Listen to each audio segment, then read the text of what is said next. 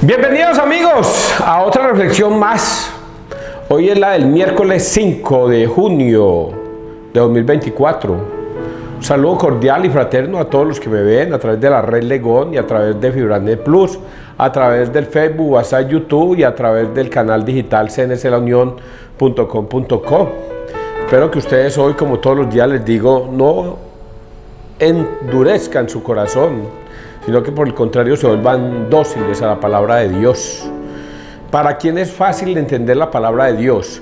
Para los que la quieren y la desean y quieren descubrir la verdad y no se cierran sus mentes y sus corazones para no escucharla y no entenderla. Pero está escrito en la palabra de Dios, que hace días que no lo pronunciaba, que Dios, el Dios de este mundo, les ha cegado el entendimiento para que no vean el resplandor del Evangelio y de esa manera no sean salvos. Y Dios con D mayúscula dice, porque Dios, se me escapa esa otra, después se las digo más bien. El caso es que ustedes escuchen la palabra de Dios, muchachos, sean dóciles a escucharla. Si a mí viniera un predicador a visitarme y a decirme, César, venga, hablemos de la palabra de Dios, hágale, papito, vamos a hablar de la palabra de Dios, me dejo guiar. Pero también tengo que decir algo con mucho sigilo y celo. Así lo dice Pablo. No reciban a cualquiera en su casa, porque usted, si lo recibe, ya se vuelve cómplice del maligno. Por lo tanto, si usted es católico, no reciba a cualquiera que le venga a hablar de Dios, porque está recibiendo al maligno en su casa. Y ese personaje no le va a hablar de la doctrina de Jesucristo, sino de la doctrina de ese pastor. Y con sus palabras elocuentes y embellecedoras, quizás lo saquen a usted porque usted es un hombre poco firme en la fe. Y eso es muy peligroso. Si estás en la Iglesia Católica, afiánzate en la Iglesia Católica. Pero es que cuando yo digo católico no quiere decir que es una secta religiosa más de tantas que hay en el mundo, no. Cuando digo católico quiere decir Iglesia Universal, la única iglesia que fundó Cristo en Mateo 16, 18, es la única. No hay otra iglesia. Por eso Jesucristo coge a 12 discípulos y durante 3 años les enseña y a ellos los manda a evangelizar por el mundo, diciéndoles estas palabras: enséñenles a obedecer todo lo que yo les he mandado. Entonces eso es lo que yo quiero que ustedes logren entender. Quien les va a hablar es un pecador, también es otro tema. César Arias es un pecador que mucho ofende a Dios todos los días de pensamiento, palabra, obra y omisión. Por eso no me quiero declarar ante ustedes como un hombre impecable. No, yo todos los días peco. Y entonces, ¿cómo puedes predicar la palabra de Dios? Porque al predicar la palabra de Dios me convierto en uno de ustedes. La palabra de Dios va para ustedes y va para mí también.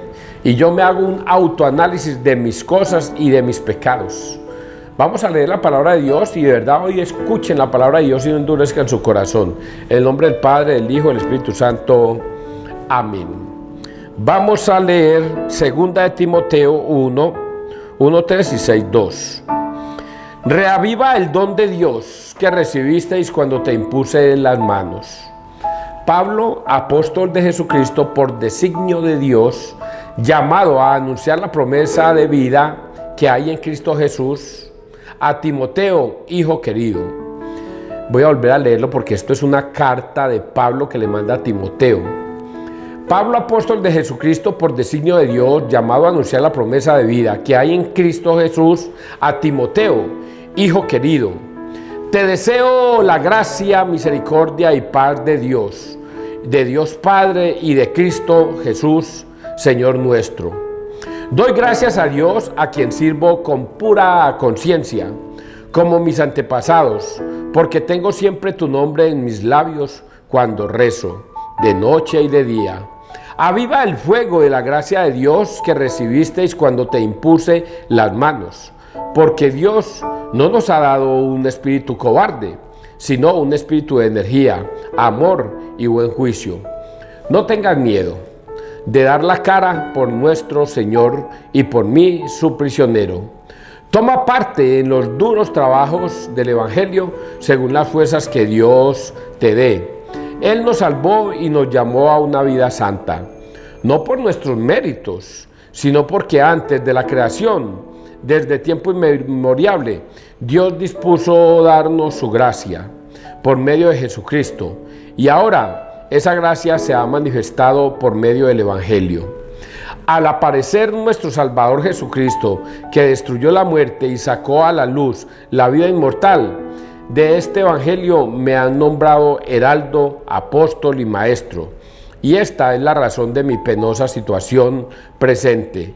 Pero no me siento derrotado, pues sé de quién me he fiado y estoy firmemente persuadido de que tiene poder para asegurar hasta el último día el encargo que me dio.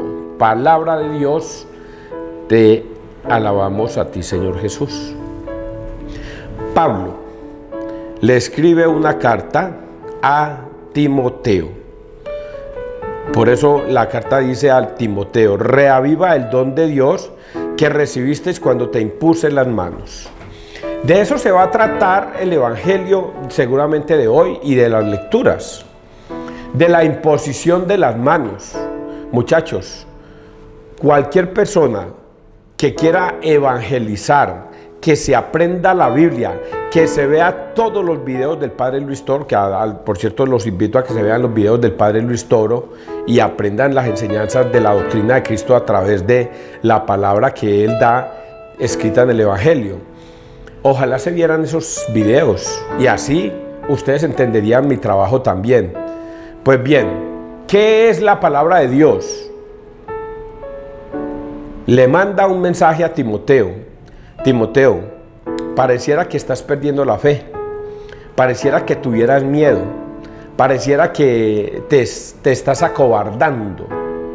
Y por eso esta palabra es más de exaltación, de ánimo. No renuncies, sigue para adelante. Jesucristo nos llama a la dura batalla, pero al final vendrá la victoria. A eso llama Pablo en estos momentos a Timoteo. Pero aquí hay unos detalles escondidos, que es la parte que yo quiero reflexionar con ustedes apologéticamente. Dice así: Pablo, apóstol de Jesucristo por designio de Dios, llamado a anunciar la promesa de vida que hay en Cristo Jesús, a Timoteo, hijo querido, te deseo la gracia, misericordia y paz de Dios, Padre, y de Cristo Jesús, Señor nuestro. Doy gracias a Dios, a quien sirvo con pura conciencia, como mis antepasados, porque tengo siempre tu nombre en mis labios cuando rezo de noche. Aviva el fuego de la gracia de Dios que recibiste. Este es el mensaje. Aviva el fuego de la gracia de Dios que recibiste cuando te impuse las manos. Porque Dios nos ha dado un espíritu, no nos ha dado un espíritu cobarde, sino un espíritu de energía, amor y buen juicio. Si yo, aprendiéndome el Evangelio como efectivamente me lo estoy aprendiendo, y me estoy aprendiendo capítulos y versículos de la Biblia, y por eso viéndome los videos del Padre Luis Toro, yo soy capaz de debatir con un pastor. Me siento en esa capacidad de debatir con un pastor sobre el tema que quiera. El bautismo, porque la Virgen es virgen, porque la Virgen no tuvo más hijos, porque cuando llaman hermanos de Jesús no son hijos de María, porque la Eucaristía, porque debemos confesarnos con un sacerdote, etc. Puedo tocarles muchos temas, pero eso no me da derecho a decir ahora, como llámese la Biblia, me voy a montar mi propia congregación. Y voy a abrir una capilla, voy a abrir un salón y le voy a hablar y le voy a colocar testigos de Jehová del último decenio. Ese se va a nombrar el nombre de mi iglesia.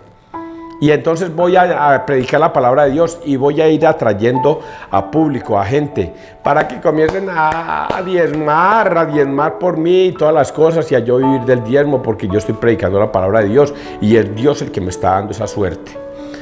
No. Así no es. Yo no me puedo autonombrar pastor. Mientras que Timoteo, sí. Timoteo es sacerdote. ¿Por qué es sacerdote? Porque Pablo le impuso las manos. Y bajo la imposición de las manos, Timoteo termina siendo un sacerdote de Dios Altísimo. Y por ello Pablo le dice: mi hijo, usted es sacerdote del Dios Altísimo, no bajes la guardia. Recuerda que Dios te dio un espíritu de valor y no de cobardía, un espíritu batallador, un espíritu que va adelante en la gloria a pesar de las penurias y las situaciones, porque Dios no nos ha dado un espíritu cobarde, sino un espíritu de energía, amor y buen juicio. No tengas miedo de dar la cara por nuestro Señor y por mí, su prisionero. Toma parte en los duros trabajos del Evangelio según las fuerzas que Dios te dé. Él nos salvó y nos llamó a una vida santa. Es un mensaje claro. Pablo le devuelve a Timoteo la energía que estaba perdiendo en el Evangelio. Y nosotros somos defensores del Evangelio, defensores de ese Evangelio. Ahora yo, César Arturo Arias, voy a ponerme en ese ejemplo. Soy un defensor del Evangelio de Cristo. Pertenezco a la Iglesia Católica. Soy un laico. Por lo tanto, delante de mí hay gente superior a mí. El sacerdote es, voy a decirlo así, jefe mío, por decir algo. Pero yo predico la palabra de Dios sin salirme de la doctrina de Cristo. Porque yo no puedo salirme de la doctrina de Cristo queriendo creer que con eso estoy haciendo el bien, cuando estoy haciendo es un mal. ¿Para quién? Primero, para mi propia vida, porque estoy inyectándole una fe vana a los seguidores míos. Y dos, estoy condenando a todos esos seguidores que me están siguiendo, porque les he inyectado una fe vana. Una fe que no los va a llevar a ninguna parte, sino a la condenación. Esa es la primera parte que tenemos aquí de este Evangelio. No por nuestros méritos, sino porque antes de la creación, desde tiempo inmemorial, Dios dispuso darnos su gracia por medio de Jesucristo, y ahora esa gracia se ha manifestado por medio del Evangelio, al aparecer nuestro Salvador Jesucristo, que destruyó la muerte y sacó a la luz la vida inmortal. De este Evangelio me han nombrado heraldo, apóstol y maestro. Por eso dije lo que dije ahorita. Vamos a leer el Salmo 122. A ti, Señor, levanto mis ojos. A ti levanto mis ojos. A ti que habitas en el cielo, como están los ojos de los esclavos, fijos en las manos de sus señores, como están los ojos de la esclava, fijo en las manos de su señora. Así están nuestros ojos en el Señor Dios nuestro, esperando su misericordia. Esto es continuación del Evangelio de ayer. Si a mí me llega a pasar algo, les dije yo a ustedes, y caigo en una enfermedad, yo les pido a ustedes que llamen a un sacerdote para que César se pueda confesar. No por ello me están declarando a muerte, no, por ello me están buscando la salvación. Y ese es el mensaje que yo le quiero dar a todos ustedes y sobre todo a los protestantes, muchachos. Cuando yo les hablo acá, yo no les hablo con rudeza, ni con dureza, ni para condenarlos, sino antes por el contrario, para que ustedes busquen la salvación. La salvación es por la palabra de César, no, es por la palabra de Dios. Y ustedes al obedecer la palabra de Dios, pueden salvarse. Por eso, en el último día de sus vidas, señores protestantes, señoras protestantes, busquen un sacerdote de la Iglesia Católica para que los absuelva de sus pecados. Si ustedes persisten en que no hay poder en un sacerdote para perdonar pecados, van a morir y no van a encontrar la salvación. Van a morir y no van a encontrar la salvación. Por lo tanto, busquen la manera de escudriñar las Escrituras para darse cuenta de que están en un error, y para ello me pueden llamar a mí y yo con mucho gusto les explico. El Evangelio, Marcos 12, 18, 27. No es Dios de muertos, sino de vivos. En aquel tiempo se acercaron a Jesús saduceos, de los que dicen que no hay resurrección, y le preguntaron: Maestro, Moisés nos dejó escrito, si a uno se le muere su hermano dejando su mujer, pero no hijos, cásese con la viuda y dé descendencia a su hermano. Pues bien, había 7 hermanos. El primero se casó y murió. sin hijos. El segundo se casó con la viuda y murió también sin hijos. Lo mismo el tercero, y ninguno de los 7 dejó hijos. Por último murió la mujer. Cuando llegue la resurrección y vuelvan a la vida, ¿de cuál de ellos será mujer? Porque los 7 han estado casados con ella. Jesús les respondió: estáis equivocados, porque no entendéis las Escrituras ni el poder de Dios. Cuando resuciten, ni los hombres ni las mujeres se casarán, serán como ángeles del cielo. Y a propósito de los que de que los muertos resucitan, ¿no habéis leído en el libro de Moisés, en el episodio de la zarza, lo que le dijo Dios? Yo soy el Dios de Abraham, el Dios de Isaac, el Dios de Jacob. No es Dios de muertos, sino de vivos. Estáis muy equivocados. Palabra del Señor. Gloria a ti, Señor Jesús. Este es el Evangelio que nos centra a lo que he venido diciendo. Dios es un Dios de vivos, no es un Dios de muertos. Y por eso Él hace esta analogía. Un fariseo o saduceo, voy a mirar. En aquel tiempo se acercaron a Jesús saduceos de los que dicen que no hay resurrección. Allá se enfrentaban siempre dos tendencias religiosas, los saduceos contra los fariseos. Los saduceos aluden de que no existe la resurrección, mientras que los fariseos dicen que sí existe la resurrección. Y por eso se acercan a Jesús los saduceos que no creen y le preguntan, le hacen este otro comentario más. Ayer fue el de la moneda, el César. Dale al César lo que es del César y a Dios lo que es de Dios. Y ahora le hacen una nueva pregunta. ¿De quién va a ser la mujer? Son 7 hermanos. La ley de Moisés dice que si una mujer se casa con uno de ellos y él muere, la mujer se casa con el segundo hermano. Esto lo decía la ley de Moisés para que las mujeres viudas no quedaran perjudicadas. Recordemos que por eso fue que se inventó el diezmo, para ayudar a los necesitados, a las viudas, a los desprotegidos, a ellos. Y por ello, aquí, la ley de Moisés decía que si una mujer queda viuda, se debe casar con el hermano. Y si el hermano se muere, se casa con el otro hermano. Pues bien, habían 7 hermanos y todos 7 murieron. Y luego muere ella al final de los tiempos. Imagínense, hablando con la viuda negra. Todo el que se casaba con ella se moría. Qué miedo casarse con una viuda negra. Y es la palabra que le están dando a Jesús. ¿Qué hay que hacer? ¿De quién va a ser la mujer cuando haya la resurrección, si es que eso existe? Y ahí es cuando interpreta Jesús la palabra y les dice: ustedes son necios. Ustedes creen entender el mundo desde la sabiduría humana, pero no la entienden desde la sabiduría de Dios. Por eso les voy a dar la explicación. En el cielo no habrán mujeres casadas ni hombres casados. Serán ángeles que le servirán a Dios todo el tiempo, porque ustedes no entienden las Escrituras. Por eso en el día de ayer, y es el caso del día de hoy, cuando se habla de la palabra de Dios que nosotros no entendemos, simplemente tenemos que decir: habla, Señor, que tu siervo escucha, porque nosotros no entendemos la grandeza de Dios.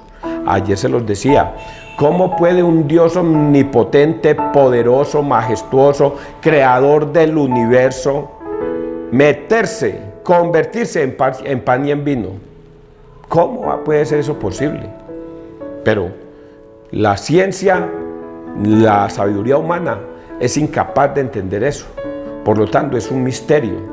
Y como es un misterio, nosotros lo único que hacemos, los verdaderos católicos, es decir: si usted lo dice, Señor, es así. Mande, Señor, que tu siervo escucha. Por lo tanto, nosotros los católicos no nos ponemos a cuestionar nada. ¿Por qué debo ir a confesarme con un sacerdote que es un pecador igual que yo? Si Jesucristo lo ordena en Juan 20, 21, 23, vamos. Si en Lucas 22, 19, Jesús se convierte en pan y en vino, 22:19, Jesús se convierte en pan y en vino, pues nosotros, ¿qué hacemos? Aceptar. Jesús tomó esa decisión en esa última cena de convertirse en pan y en vino, y luego nos refuta esa idea en Juan 53. Yo soy el pan vivo bajado del cielo.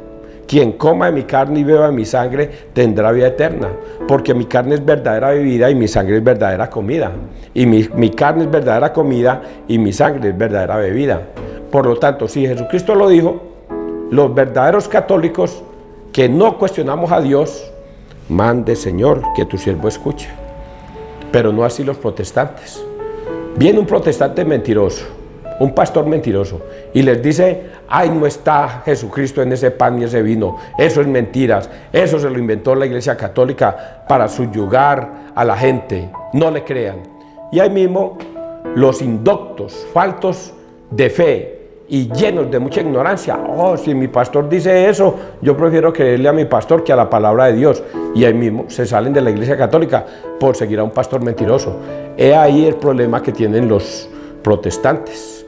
Es un problema bastante grave. No hay un solo protestante en el mundo que, habiendo muerto en una iglesia separada de la de Cristo, sea salvo. Ni uno. No hay un solo protestante en el mundo en estos momentos que, siguiendo otra doctrina diferente a la de Cristo, se salve. Ni uno. Y eso que yo estoy diciendo es palabras temerarias, muy temerarias. Pero si así está escrito, ¿cuál es el temor mío? Ninguno, porque solo se salva el que regrese al redil. Así está escrito: el que pida perdón por sus pecados. Vayan, y a quienes les perdonéis los pecados, les serán perdonados, y a quienes se los retengáis, les quedarán retenidos. Entonces, si una persona dobla sus rodillas, pide perdón a Dios, va al confesionario, y dice sus pecados delante del sacerdote, que es el representante de Dios en la tierra, el sacerdote, en el nombre del Padre, del Hijo y del Espíritu Santo, lo absuelve de los pecados. Eso lo entendemos claramente la Iglesia Católica desde hace 2000 años.